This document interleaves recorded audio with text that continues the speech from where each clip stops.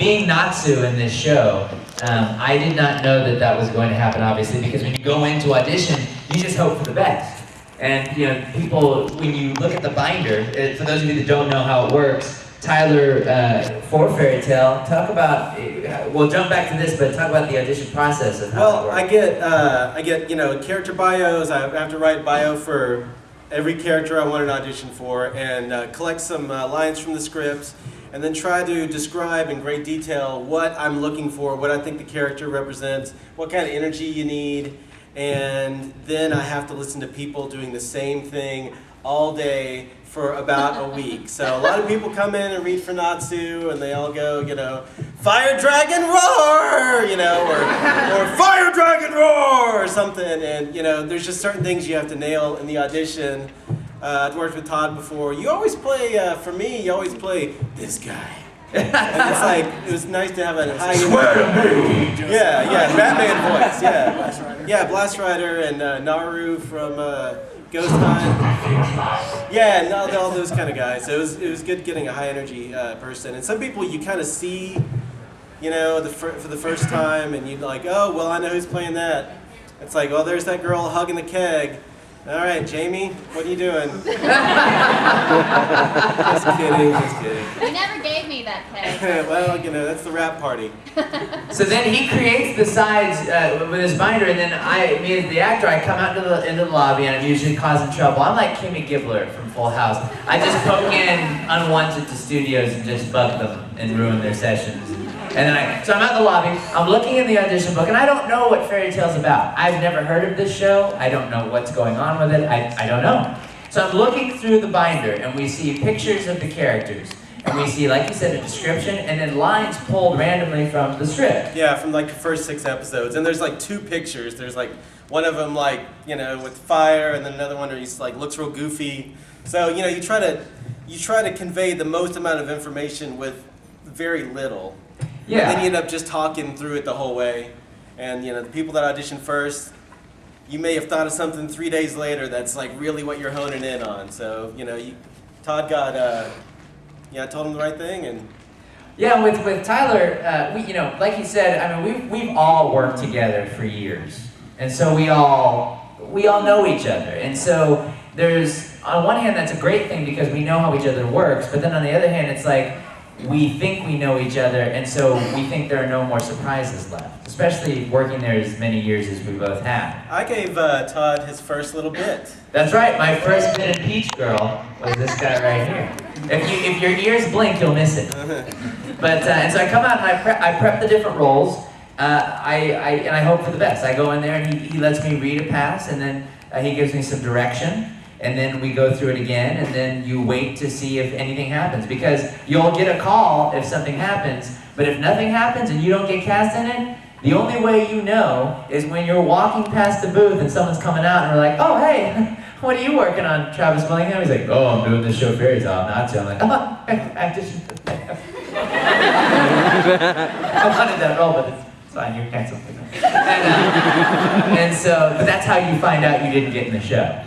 And so it's a gamble, it's a lottery, so we don't know what happened. But luckily, every time that I've done a lead for Tyler, he has called me himself, which I really appreciate. Because I remember where I was at each of those times. He doesn't do that for me. So for Ghost Hunt, I was at Best Buy.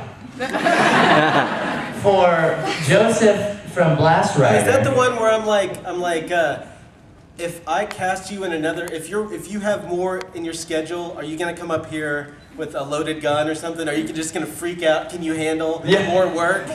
Because at that time I can do it. Yeah. I can do it. I can buy this new game system. Yeah, I always want to do everything. I'm like a little chihuahua. I don't need sleep. And he cast me as Naru in Blast Rider. And Joseph in Blast Rider, I was at a Benihana's. And then when I got Fairy Tale, because I knew about this show, I did my research afterwards, because I don't do it before, I do it afterwards, and I found out how big the show was. I was sitting in a pizza joint in Austin, and I got the call, and then that next slice of pizza after the call was like the best slice of pizza I'd ever had. Okay? And that's very fitting with Natsu. Yes, it is. Is it a You would be brick oven? eating when you found out that you would be Natsu. That's right. And then Lucy had to pay for all of it. That's right. Leave her with the check. So, Tyler, and what was your experience when you first heard about Fairy Tale and knew that you were going to be directing it? What were some of your first impressions of the show? And did you have an idea, maybe, of some of the cast in your head when you first got to experience exactly what Fairy Tale was about? Well, you don't want to close off too much and have your stuff picked out just by looking at watching an episode. You like to give everyone a fair shake, and say, well, Todd may be good for this, but so Travis Willingham, we may go a different way and get someone, who's like really cool and good looking to do it. And then they mysteriously have an accident and they're not available.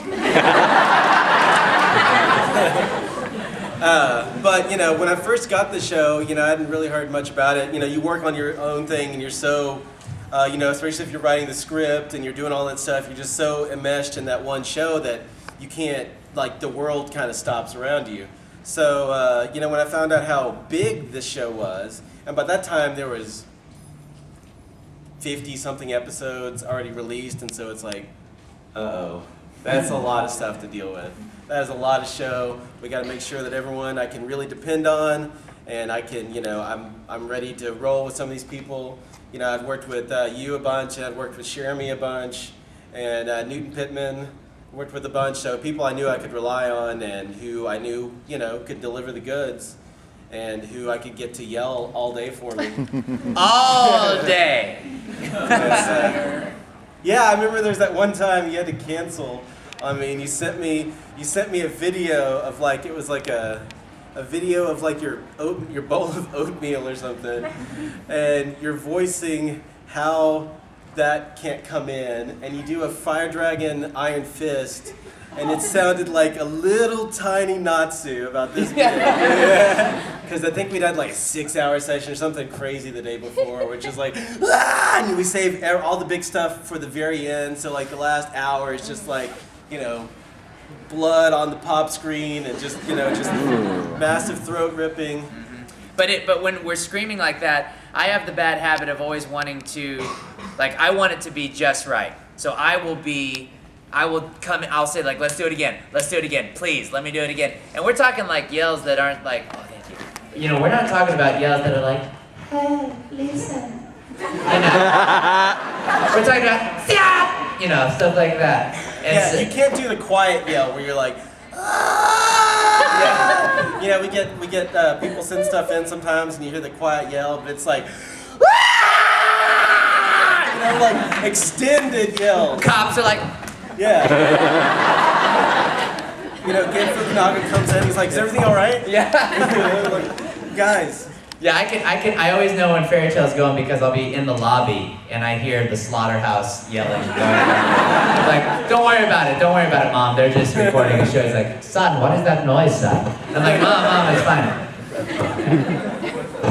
So it's very exciting. So it's a big show. It's a big cast. You get to work with a lot of people. People come in for a couple of episodes, and so you can kind of work with a lot of different actors. You can get those people from out of town who are going to be the villains, or you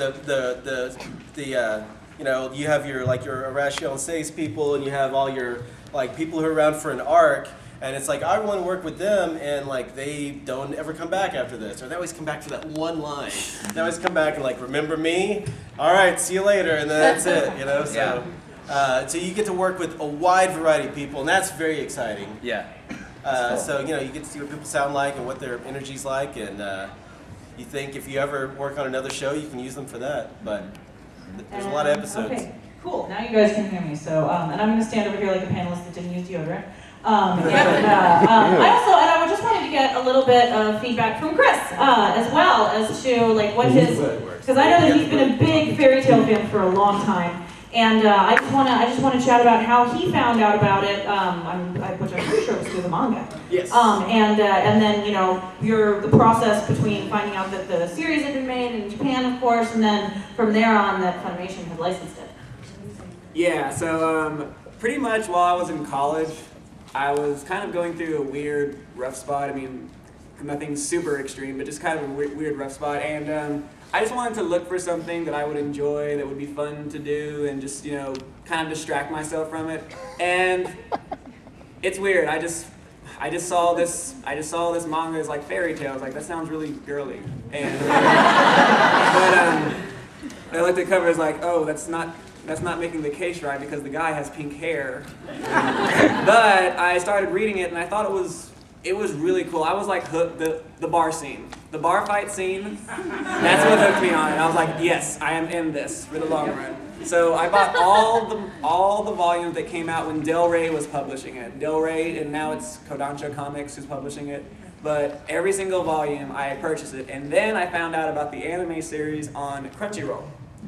And if any of y'all follow it that way, then you know that they only had the series for 30 days. When an episode aired, 30 days afterwards, it would be taken down. So it's like everything fell into place perfectly, and I thought it was good because, like, yay, an anime that does not have filler. And if it does, it has hardly any. And so yeah, after I found that, it just like, and then it just kind of lifted me from that bad place in college for a little bit, and it just kind of became more personal to me. And then, actually, ironically, the first costume that I did was Natsu, and it's always going to be my favorite one. Bam! That's awesome. That's very cool. Thank you.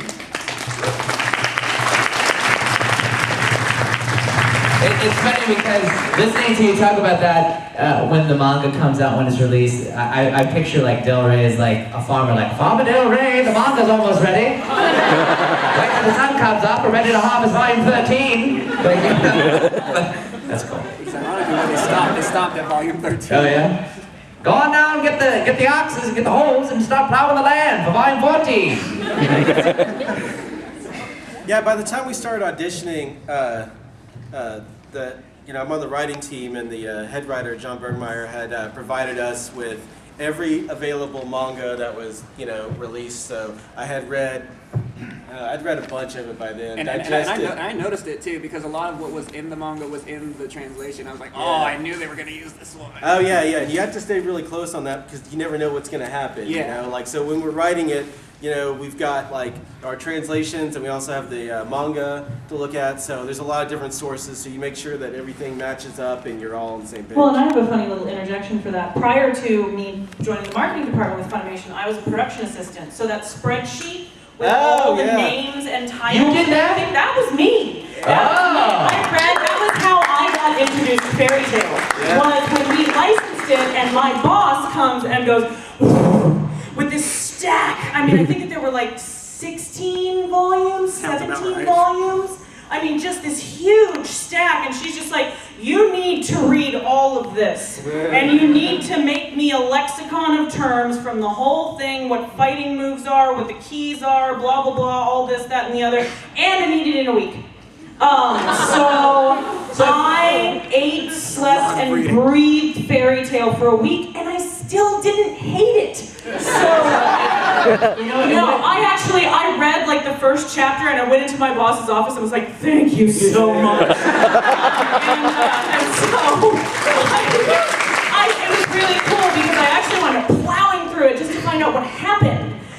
And then had to go back and actually create the volume, because that was the hard part. Was at first I was trying to like go through and type everything out as I was coming to it, but then I was getting so distracted by the story I wasn't paying enough attention to the terms. So, but yeah, so that was just because you mentioned that. And you talking about that and mentioning how hard you worked, and I think you guys have heard, how hard Sully worked on it, Tyler worked on it, and we work on it, and Chris's experience when he's sitting at and watching it as an audience member with this show, that we work so hard on these shows, and for months and weeks, and I mean, this show we've been recording for many months. And so the reason, that's why when we go to conventions and we hear that people download anime illegally, or they don't buy it, or they don't do it, it blows our minds, because we work so hard on this stuff. And that's why Fairy Tail is so awesome, because you guys, all of you in here, took the time to support it. And not only support it by watching it, but you supported it by buying it. and expressing your love for it in that way. And it's no magic formula of how we get more of a show. If you guys love it and you guys buy it, we do more of it. Well, in Fairy Tale, a big part of Fairy Tale was totally grassroots. A lot of it was you guys. Was that we had a launch for Fairy Tale, and we were kind of like, oh, so many of us had invested so much of ourselves into the series as well, that when it first came out and we started seeing the numbers, we're like, they could be worse. But then after like a couple of months, it just all of a sudden, it was going up by leaps and bounds because you guys were like, okay, this is awesome. And you were telling all of your friends. And it made a huge difference for us. I mean, Volume 4 of Fairy Tale was one of our best sellers. Woo! So, Yeah! So it's like when Volume 4 came out, you guys were like this. Fairy Tale It is needed your fix. Yeah. So, and now, Exactly. speaking of getting your fix, Volume 5 is headed to you guys on July 23rd. Yes, July 23rd. July 23rd for Volume 5 of Fairy Tale. Oh no, we gotta start working on that. Go back to the office. I also want to, speaking of unsung heroes within the community, I just want to totally embarrass my coworker Gio real fast because I would like her to stand up, and I would like you guys to give a round of applause to Gio. She is the brand manager for Fairy Tale, and she is the one that makes sure that Fairy Tale is her little brand baby, and she's the one that makes sure that you guys find out about all the cool stuff that's going on. She arranges for cool stuff for you guys at cons, and we've got these awesome little Fairy Tale trading cards right now that are available at the booth this weekend, and so the brand managers really don't get enough credit because they're the ones that really help to bring the shows to life after these guys do. So, yeah, so she's an important.